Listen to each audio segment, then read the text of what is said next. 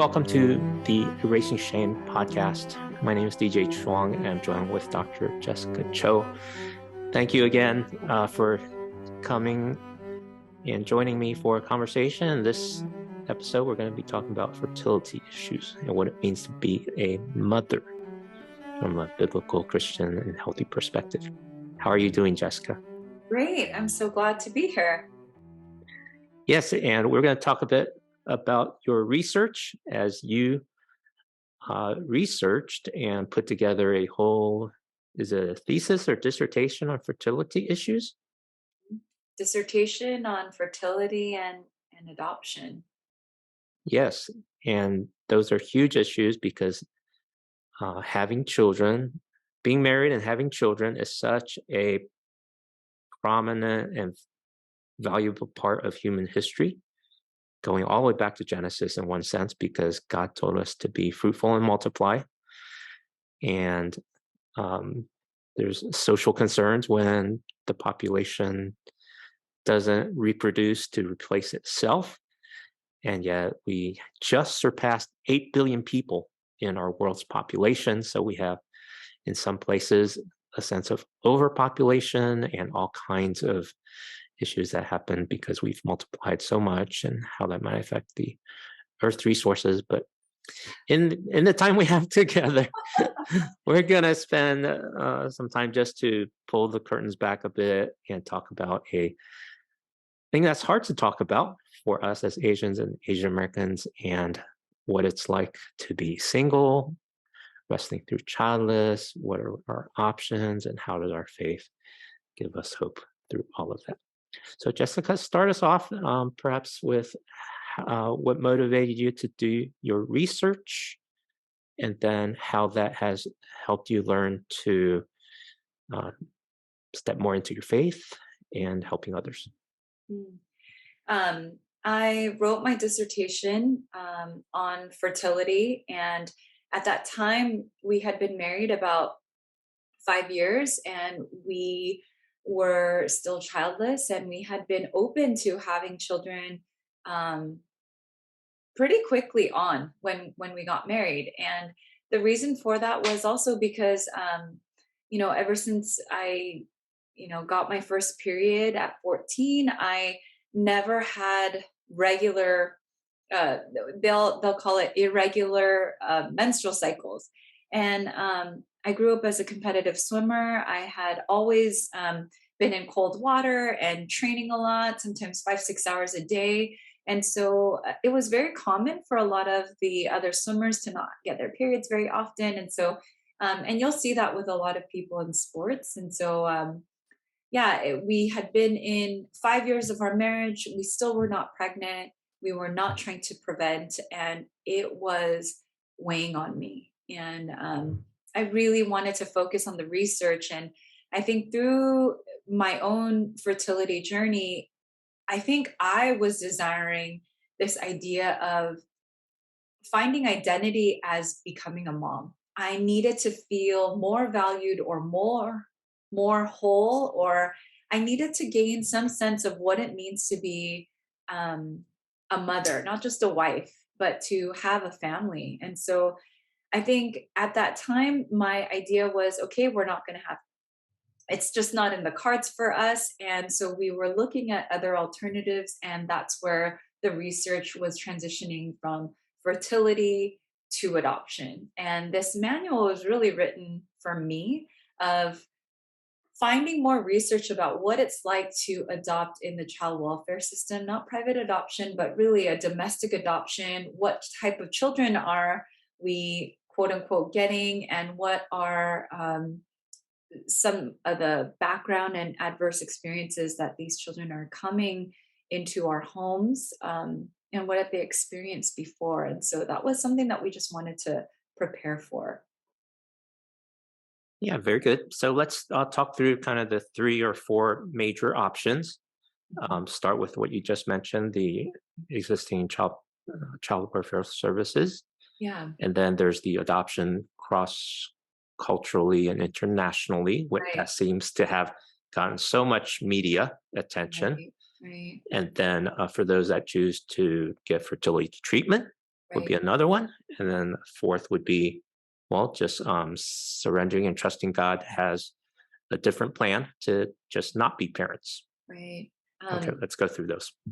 yeah. So the first one is fertility issues and deciding if we want to do a domestic adoption.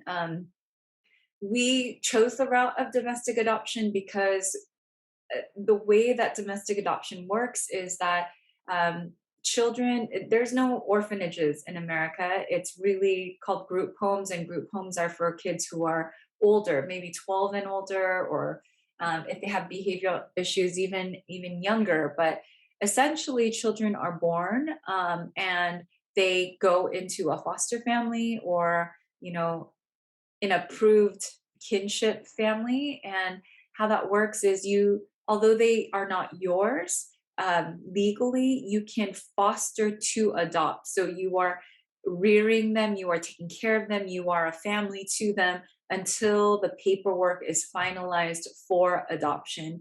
And usually for infants, you can expedite that from 18 months to 2 years. And the child is in your home and you're building attachments. And really, the dissertation was focusing on attachment styles and how incredibly important that is at such a young age. Um, and that is a totally different topic from international adoptions, because international adoption is where um, the adoption process takes about 2 years, and you do not get to build those bonds of attachment because the child is overseas. You can probably visit them, I want to say 2 or 3 times prior to the adoption, but once they are yours, they are yours. So once they are legally yours, you are responsible for them. Um, we have had the unfortunate situation of bringing a foster child into our home with the intent to adopt, and once they come into your home, it feels like they're yours, but they're not. And so sometimes in the child welfare system, the pain of it is that the child can be removed and given back to either their birth family or to family of kin.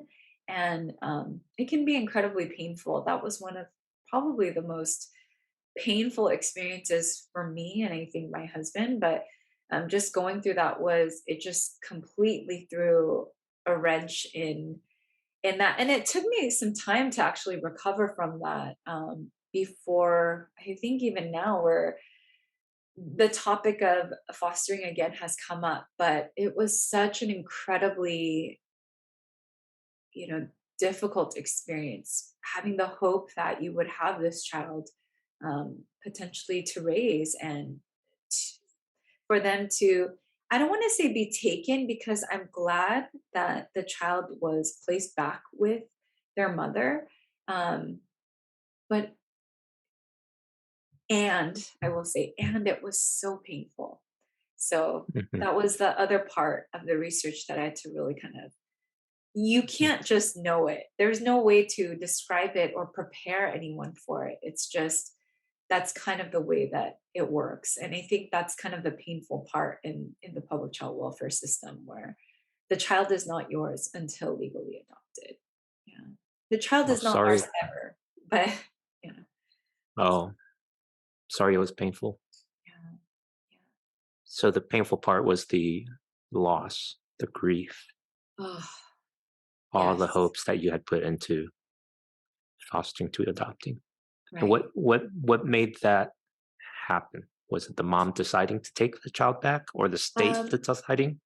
well, in this particular situation, Mhm. mom was incarcerated. Oh, Um, wow.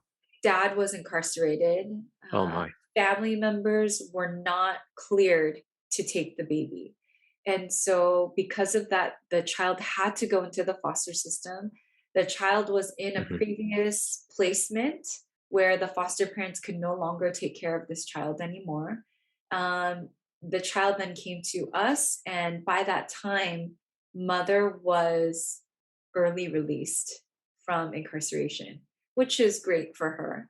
Um, but because of the lack of communication between the social worker and all of that, I literally just got a phone call one day out of the blue from a social worker saying you need to bring your child to the office. She's bring all that she has, and she's no longer going to be in your home.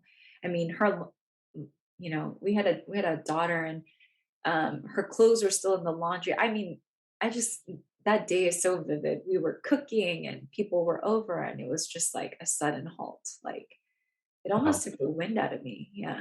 So it was a shock. There was no preparation. There wasn't like And, legal paperwork and discussion. It just called one day and then you had to let go. right. And the Wow. and the mother, I Oh. remember she didn't have her own car. She took the bus Mm, to the DCFS, Department of Child and Family Services office, where a cousin had met her there to take the baby home. They didn't have a car seat. Social worker couldn't clear the car, and now we were just mm, stuck. Not, the social worker could have legally just let her leave without a car seat, but she doesn't have a car, so she wouldn't have a car seat. So just all these wow. problems, Mm, but yeah, mm, very drastic, and I'm so and sorry. no prep space or time. Yeah. Yeah. Yeah. Yeah. So fertility issues are just so complicated. So the foster adoption thing, very complicated. International, very complicated because you're Right. not just dealing with domestic laws, now you're dealing with international laws, Right. all kinds of paperwork and fees. Right. The fees are another thing where in Mm, domestic adoption, they not that they pay you, but you get like a small stipend for caring for this child that is not yours because you're fostering them. So the government essentially, without providing orphanages, they pay you a small stipend for caring for this child. Um, and then that's the difference where the government is paying you versus in international adoptions, like you are essentially hiring a social worker to do all that legwork for you. So it does require a lot more fees and cost. And so that's another thing. If you don't have the fees to go and take 6 months off or 2 weeks off or a month off even into another country to try and bond with your child, um, that's less bonding time for when the child comes into your home. And so there's just a lot of complications and rules. There's no right or wrong way. It's just what's best for you and the continuity of of your family life once this child comes into your home. mm. Well, I just know a little bit about these matters, and I am hearing just how so much more complicated it is than I could ever imagine or think. And I suppose for me, working on the internet for my day job, that's technically very difficult when you put people in the midst of all of this. It's exponentially more difficult because you have relationships, you have mental health, you have family, you have social things, legal things, and so on and so on. Um, what what are a few things you can say about the options of international adoption and fertility treatment? And then we Um, definitely want to spend the rest of our time talking about just the whole biblical hope that we can have, regardless of our marriage status or parenting status. right. I can't speak too much on the international. I mean, based on what I know, it's just it each country has its own stipulations. Some countries require you to be a certain age, certain income, certain weight, certain years of marriage. So each country has its own stipulations on what the requirements are. And um, I think for us, it was more so just the time. We wanted the most important thing for me, based on the research of my dissertation, was I wanted the most amount of bonding time as quickly as I could get it. Because we knew that those formative years of 0 to 2 are incredibly important for attachment. That I wanted that. And I wanted to be able to really foster that and nurture that. Um, because it's already starting at somewhat of a deficit, when this child is placed up for foster adoption. And so I think that was for us like one of our biggest priorities. Um, that doesn't mean that any of these options are wrong. I know that a lot of women go to seek treatment, and we did seek treatment. And we took it up to a certain point, and then we decided to take a break because it was taking such a mental toll on. It's a lot of timing, it's a lot of shots, it's a lot of timed, even timed intercourse and timed, everything is just so rigid, and your body is not relaxed. It's stress, it's stressed, constantly thinking about creating this optimal peak for your body so that you can potentially get pregnant. And I think after a few years of that too, we needed a break from that. And um so we took a break before we decided we were gonna go to the last resort for us was maybe the fertility treatments and egg retrieval and all that. But we were not yet sold on whether we were going to do that for our family. And so we decided not to do that. Yeah. And I guess, And in the province of God, the the way it's worked yeah. out is And in the just to for province, because not everybody has listened to all the episodes. So while we're here with you in the province, God, what's happened since? yeah, at the end of my dissertation and at the end of my doctorate program at graduation, I found out that I was pregnant. And so, yeah. So, and not to say that it's not God's providence um, whether we got pregnant or not. It's not God's providence. God's providence is there. So, um, gosh, I'm like getting teary. But I think um, for the mothers or the the women that desire to be biological mothers, this does not mean that God's promise is not with you or for you.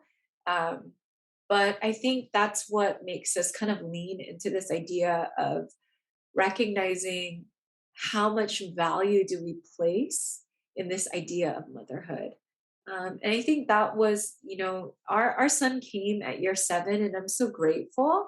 But I also know that that's not everyone's story. For some, it's much shorter, and for some, it's never. And I think for me, it was just grappling with this idea of God Almighty who could just flicker and just say, create life.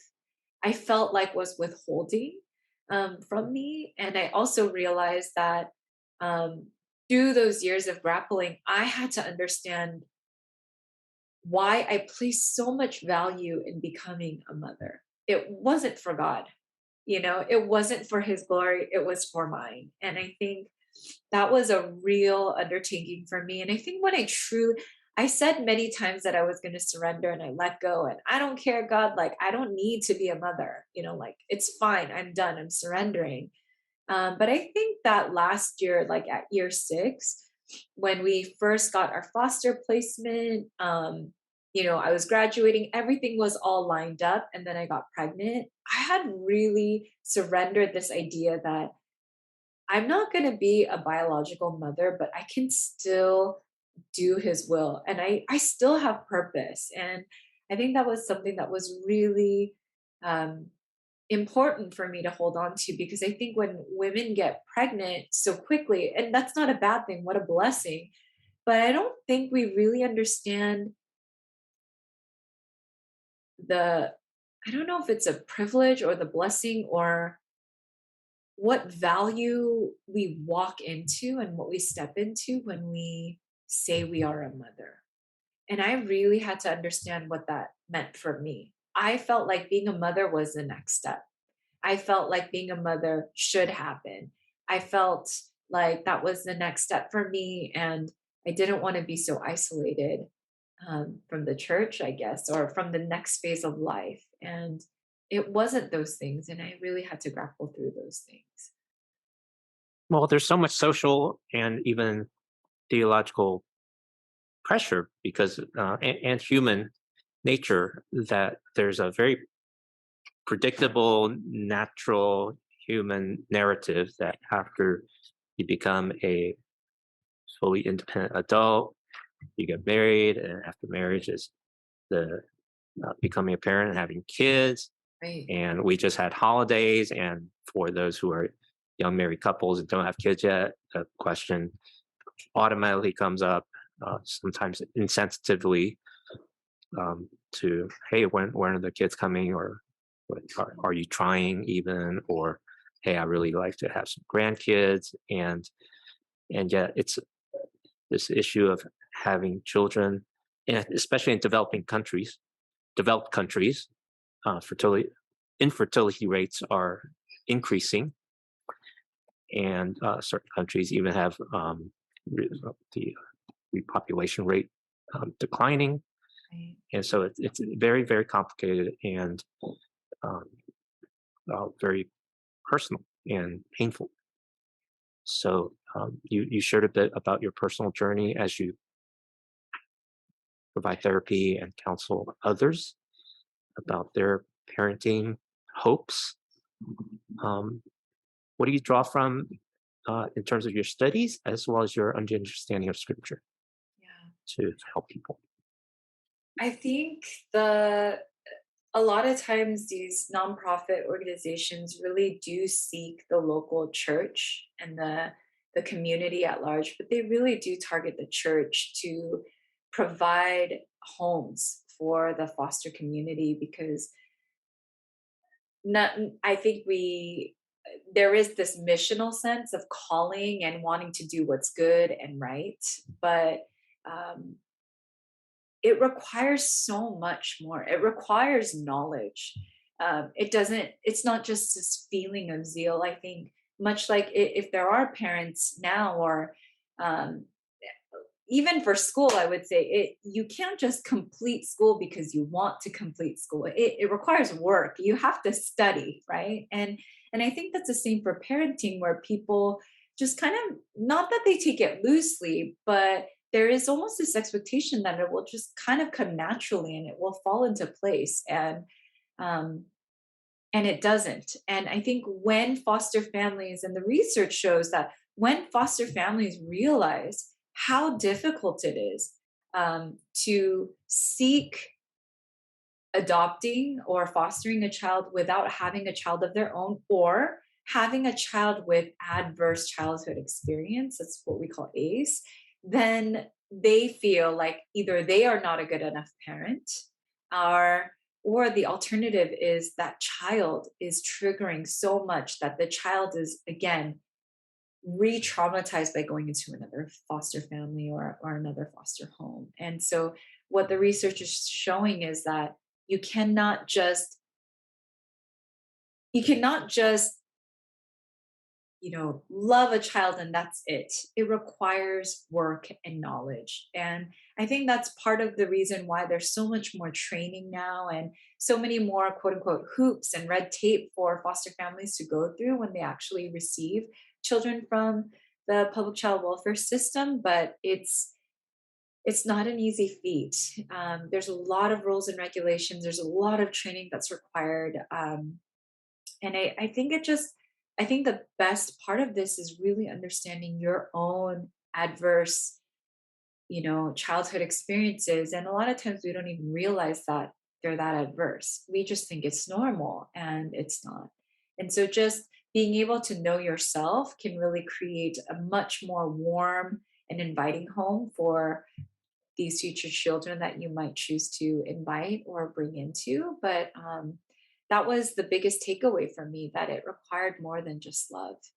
That in some cases, there's a book by I can't remember, but it's called More Than Love, where she loved her foster children very much, but was unable to eventually keep them. And this was her own testimonial of recognizing that it required so much more than that, and to know yourself before almost like re-traumatizing another life.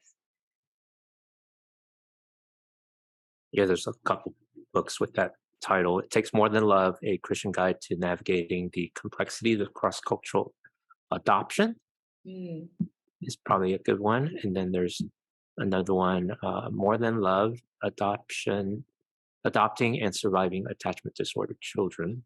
I think that's the one. Okay, I'll add Yeah. both of those in the show notes. Uh, Both help us to learn and count the cost, as well as prepare better to care for those in the fostering and adopting world. Now, I did want to close with touching on the biblical foundations for understanding our identity in Christ and why mothering is so valuable. It goes all the way back to Genesis, yes, but sometimes that's not reality for women who are single or even married. What verses have been most helpful as you work through it yourself and also talk with others? Or maybe not verses per se, but even the stories and the conversations you've had with God that have been most helpful. I think for me, the biggest thing that I realized and I took away from was that my understanding of God was very small because I just felt like, God, you're supposed to do it this way. Like, why is the world, why are we supposed to get married and we have all this order, and yet why is it not working for me? Like, you're supposed to make it happen for me. And yeah, I don't think up until that point I've ever felt so much bitterness and anger towards God before. Like, I have in seasons, but I think that was a very long season and a very deep valley for me. Um, and I think in that season, it was the first time that I really allowed myself to be angry at God. And, even when I'm praying, I'm like cursing, like I'm just so upset and realizing that even in my ugliness, like I know that God is in this for me, and I'm allowed to have my tantrum, and it's allowed to be ugly and messy. And um I saw God in such a bigger way. He could hold that space for me. And in some ways it's quite beautiful because as a child, as a daughter of God, I see that with my own son more when he's younger and they're tantruming and they're upset over something so small, and we think that it's almost laughable why they are so upset, and at the same time we can hold that space for them. There's nothing that's going to separate us from them, even in their ugliness and anger. And it really paralleled so much of why God is so relational and why he talks about relationships so much in the Bible, is because he is relational. And it's not any outcome that we have. It's not how many children I produce for him that he will love me more. It's just who I am as his daughter that really brought it home for me. And I think I felt like that wasn't enough. I always felt like that wasn't enough. Like, my outcomes are falling short of my own expectations. And if it's falling short of my own expectations, it must be falling short for his expectations. And they weren't. They Mm, weren't. And mhm, so I think that was something that really helped me navigate that time. It was incredibly painful. It was incredibly trying. But I look back at that time and I think I felt so close. I felt so close to God. And I think my prayer life was so much better because I had nothing else to do but to pray and like mm, commune and be angry with him and vent to him, mhm, you know. mhm, And yet I didn't want to, right? I just needed him to I knew he was there to take it. And and I walked into that space, but it was hard. So just to know that we are enough with or without this family, with or without our spouses, that when we were born in the womb, that we are just fearfully and wonderfully made. Like that was just something that really hit home for me, that it was not about my production or outcome or what I could do for him. It was just me as I am was enough. Wow. Well, thank you for sharing that. It's so powerful. And as I'm listening, there's such amazing insight when we read the Bible through the lens of women, Mm. and especially that kind of wrestling with God about being a mother, wishing they could be a mother, wishing they could be married. So you look at the stories of Hannah and So good.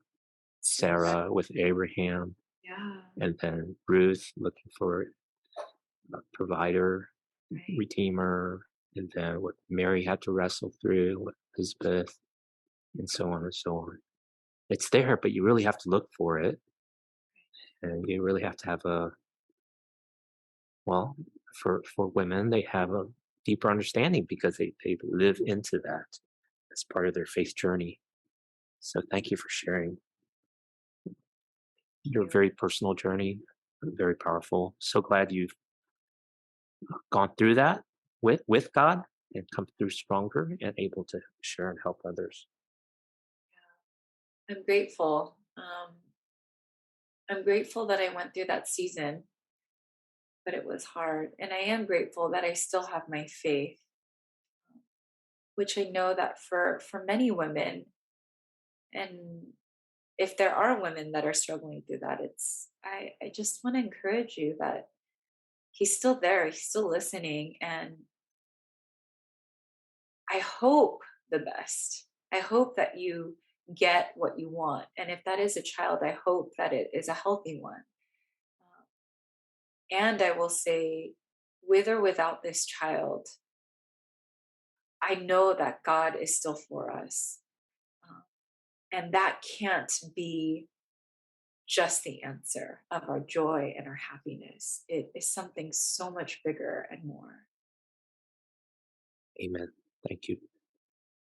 And each of us go through different kinds of hard times, but it's really valuable here to talk about what that um, difficulty looks like through the journey of desiring and becoming a mother.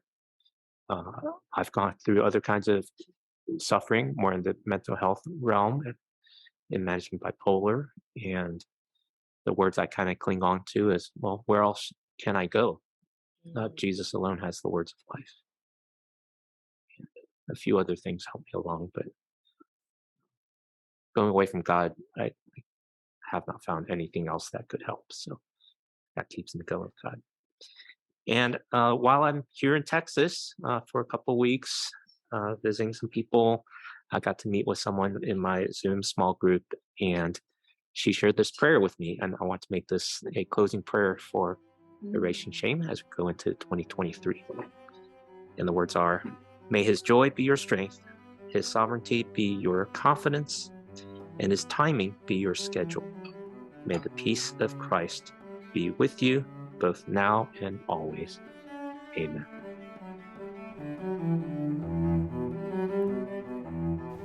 Thank you for listening to the Erasing Shame podcast. Check out the show notes at erasingshame.com and subscribe to our email for updates. We would love to hear from you, so please add your comments at our website or on social. Subscribe on Apple Podcasts, Spotify, or any podcast app, and you can also subscribe on YouTube or follow on Facebook. Please add a rating and review so we can reach more people with our message of health, hope, and compassion. This podcast is the digital outreach of Christian Asian mental health. Please consider partnering with us by making a tax-deductible donation at erasingshame.com, and together we can resolve the mental health crisis for every person. Thank you.